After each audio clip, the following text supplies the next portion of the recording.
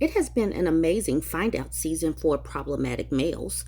We have seen tons of lawsuits. We've seen people actually start to be held accountable for their actions, have to actually go to court to defend their actions, and I am here for it. So, we do need to talk about this lawsuit between Halle Bailey and DDG and this temporary restraining order and custody situation. So, let's get into this one. Halle Bailey has been granted temporary physical and legal custody of her 17-month-old son, Halo, following explosive abuse claims against her ex-boyfriend, DDG, whose real name is Daryl Dwayne Granberry Jr. Court documents obtained and quoted by People magazine chronicle a chilling history of what Bailey, 25, claims as an escalating cycle of physical, verbal, emotional, and monetary abuse. Her court document has now yielded a temporary restraining order and general custody decree. So they went official December 2023. They have been dating since 2022, and they announced their breakup last year. It says, but behind the grand perfect pictures and celebrity gossip, Bailey claims there was a history of behavior that scared her senseless and caused her concern regarding her son's welfare. I'm aware that there is no appeasing Daryl. I can't keep letting this abuse continue. I can't keep living this way, Bailey said in her court affidavit, according to People. I never know when he is going to need our son to be in his mother's care and whether I'm going to have to endure his threats and abuse. The actress who has been praised for her dignified public demeanor, also disclosed that she attempted everything in her power to steer clear of going to court, but eventually could no longer turn a blind eye to the supposed trauma she and her son were experiencing. The court's decision, a protective wall. The judge sided with Bailey's petition, granting her sole legal and physical custody of Halo until further notice and a temporary restraining order against Granberry. The rapper is now required to keep at least 100 yards away from Bailey and their son. That order shall continue in effect until a hearing on June 4th. Among the restrictions in the court injunction, DDG will have no unsupervised visits with Halo. Bailey has proposed that he will be given one weekly 6-hour supervised visit, but only through a professional visitation center and only if Halo is in LA.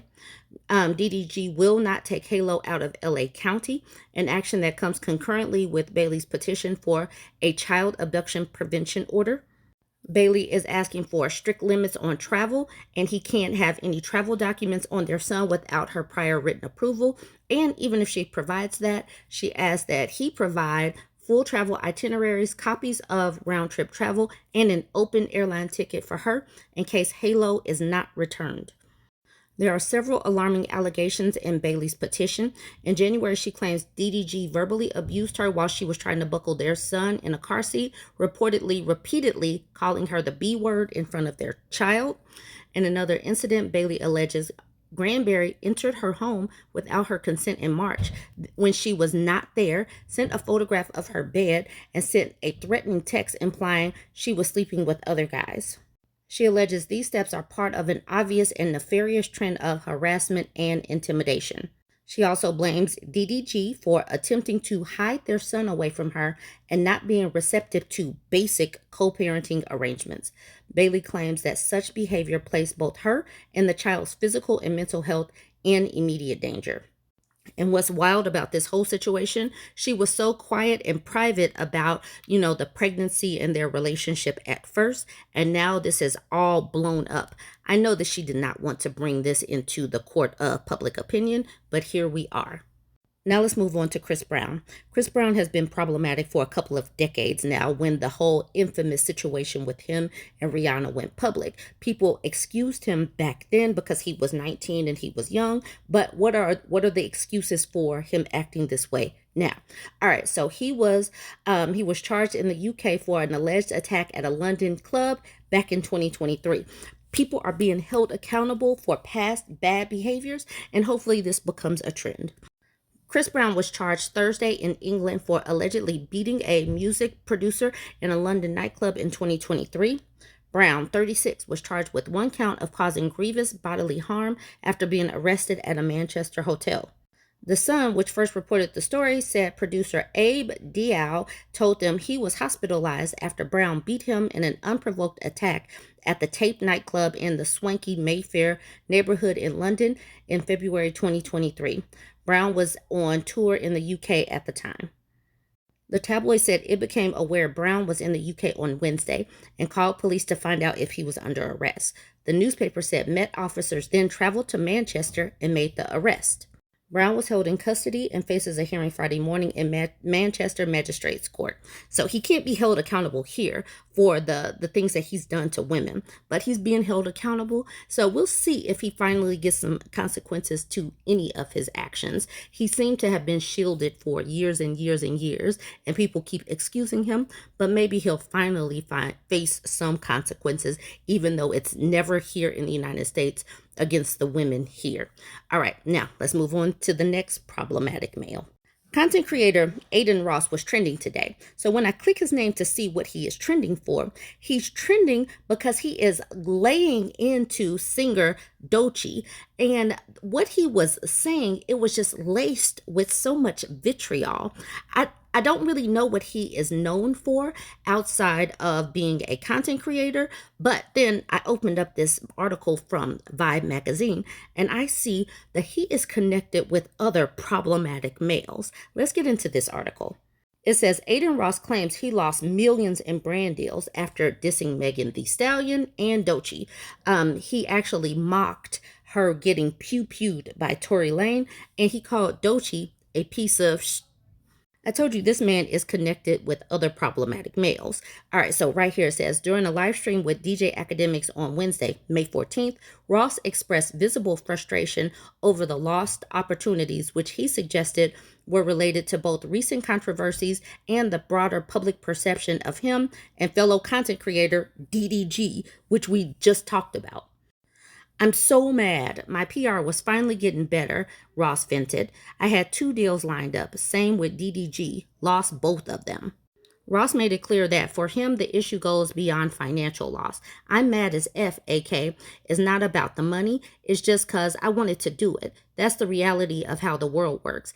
And I am still confused how DJ Academics has this graphic lawsuit against him and he's still out here making money. It's wild to me. The timing of the deal's collapse coincides with the widespread backlash Ross received after making a series of offensive comments on stream about 2 prominent women in hip-hop.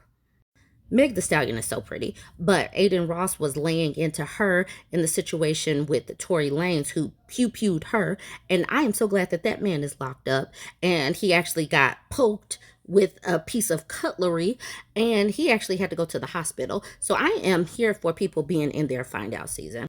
Tory Lanez being sentenced to 10 years. Yay for consequences for your actions. But this is what Adin Ross said. Show the bullet wound, B-word. They lied on my man's name, he said during a joint stream with fellow content creators Zias and B. Lou, remarks that were quickly condemned online. Like, why does she have to be a B-word? Like, they are so insulting where it comes to women.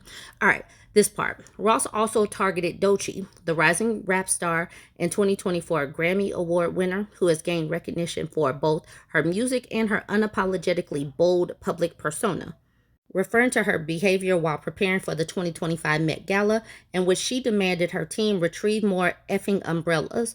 Ross launched into a tirade against the artist.